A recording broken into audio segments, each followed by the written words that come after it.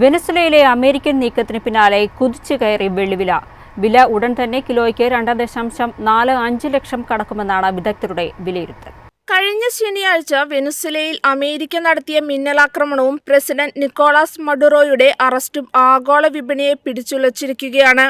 ലോകത്തെ പ്രധാന വെള്ളി കയറ്റുമതിക്കാരായ പെറു, ചാഡ് തുടങ്ങിയ രാജ്യങ്ങളുടെ ചരക്ക് നീക്കം വെനസ്വേലൻ കടൽപ്പാത വഴിയാണ്.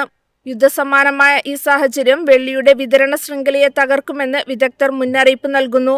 നിലവിൽ 2,36,000 രൂപയിലുള്ള വെള്ളിവില ഉടൻ തന്നെ 2,45,000 രൂപ കടക്കുമെന്നാണ് യാ വെൽത്ത് ഡയറക്ടർ അനൂജ് ഗുപ്ത നിരീക്ഷിക്കുന്നത്. കുതിപ്പ് തുടർന്നാൽ ലക്ഷ്യം 2.5 ലക്ഷം മുതൽ 2,60,000 രൂപ വരെയാകാം. കോമെക്സ് വിപണിയിൽ വെള്ളി ഔൺസിന് $78 വരെ ഉയർന്നേക്കാമെന്നും അദ്ദേഹം പറയുന്നു. 2025 വെള്ളിക്കുണ്ടായ 170% വളർച്ച 2026 തുടരുമെന്നാണ് സൂചനകൾ. ചൈന വെള്ളിയുടെ കയറ്റുമതിയിൽ നിയന്ത്രണങ്ങൾ ഏർപ്പെടുത്തിയത് ആഗോളതലത്തിൽ ക്ഷാമം രൂക്ഷമാക്കിയിട്ടുണ്ട്. ഇതിനു പിന്നാലെയാണ് വെനസ്വേലയിലെ പ്രതിസന്ധി വന്നത്. സപ്പോർട്ട് ലെവലായ 2,30,000 രൂപയ്ക്ക് മുകളിൽ വെള്ളി തുടരുകയാണെങ്കിൽ പുതിയ റെക്കോർഡുകൾ വിപണിയിൽ പ്രതീക്ഷിക്കാമെന്നും വിദഗ്ധർ വ്യക്തമാക്കുന്നു.